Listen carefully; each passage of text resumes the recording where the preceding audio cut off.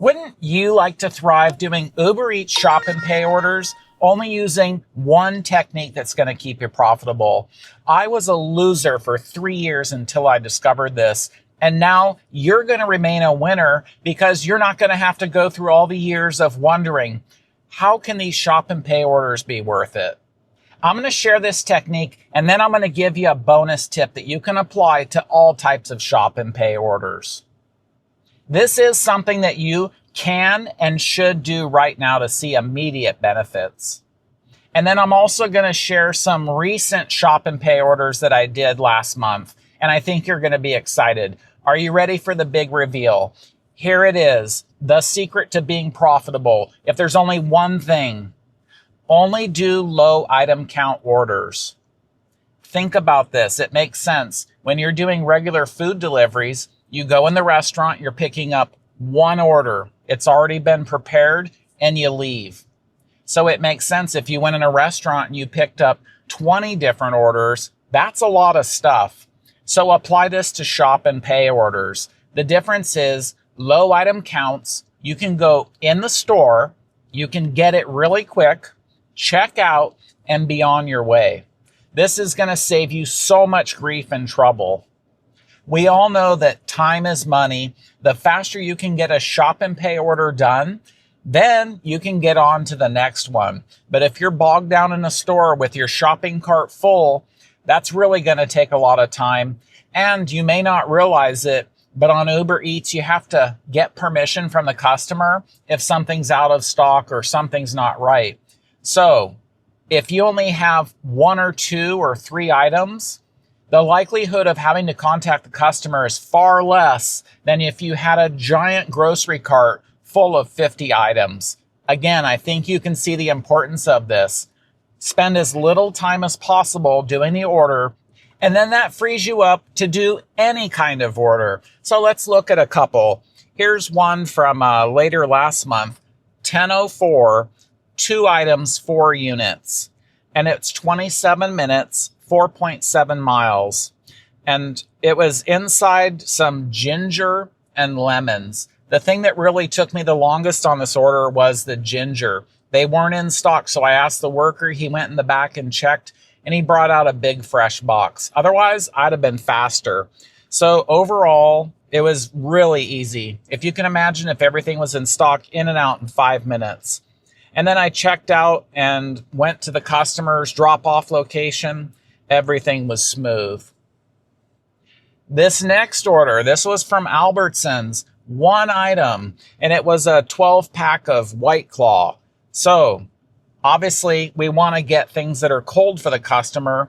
We know right where it is. You go to where all the beer and the wine, the chilled wine is, and that's where the White Claw was. How easy. You can just pull up, get the 1 12-pack, quickly check out, and then, of course, you do have to check the ID of the customer, but that's normal. And I won't go through all the steps on here, but it is kind of nice. We do have the pay card, but here they've been doing a lot more QR codes where you scan that, and then it's easy to check out. And it does go pretty smoothly. Either way, you have to wait till the order finishes, and then they'll print the receipt, and then you can take a picture of it. I have noticed one thing. If you have 2 stacked orders and you're using the QR code, there was kind of a delay in the system before you could do the next order, but that's no big deal. So 1 item went to the customer's drop-off, checked the ID, easy. Those are 2 orders that went really smooth and relatively quick. So before I reveal the bonus tip, please share in the comments right now, in general, how many shop and pay orders have you done? And please let us know, how do you feel about it? Do you think it was profitable? And was it something enjoyable that you got to do? Please put that in the comments, and it's going to benefit all drivers who see that. And then later, when you implement this tip, plus the bonus tip, which I'm about to share, then you're really going to see the difference. And you can look back at your comment and go, he was right.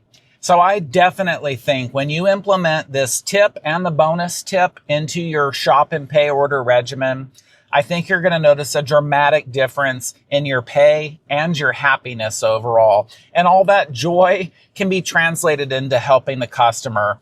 So let's get into the bonus tip right now. Follow Daryl Delivers. I learned this from him. If you want to know how to be profitable for any size order, whether that's 1 or 2 items or 100, here's his tip, and I have found it to be true. Only take orders that are paying you at least $1 per item. So if you have a lemon, that's 1 item. If they want 2 lemons, that's 2 units. Just focus on the 1 lemon. So $1 per item. And then you don't care where the pay comes from, whether it's tips, the base pay.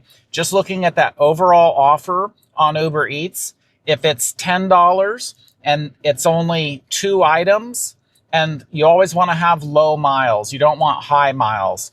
That way, in quick, stressful times, when you receive that offer, you can know if it's profitable or not. Now, let's say it's a $10 offer and it's 12 items. Right there, you know that is not profitable for you. Sure, you could lower your standards if it's slow, but that's just a quick way to do some simple math. $10, you want 10 items or less, and you don't really care about the units because you're right there. Grabbing 4 apples is just as easy as 1.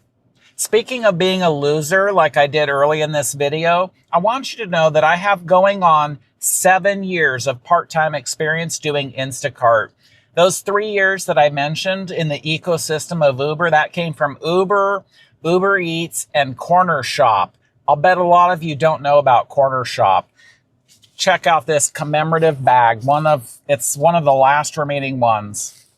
Anyway, Uber bought that company and it was really high paying. Basically, they ruined it, and they did it on purpose because they wanted it to be like what you see right now with the Uber Eats shop and pay orders. There was such a vast difference with Corner Shop. It was high pay.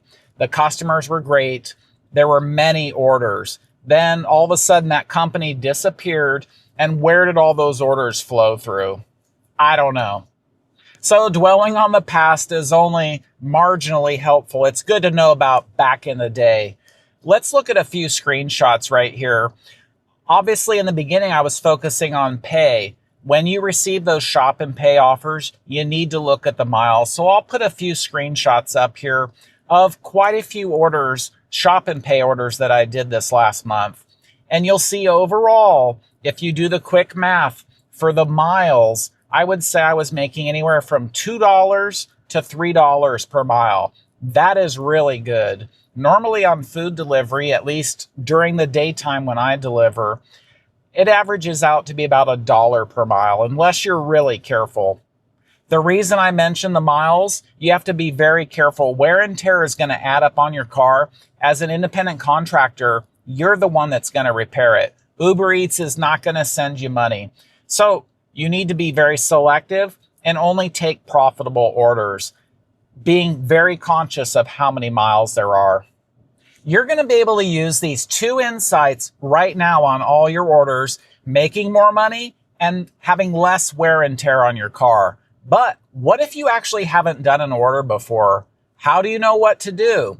I do have good news. I've made a video teaching you how to sign up, what the app looks like, how to do an order, all the way to drop off. So watch that video next, and I'll see you there.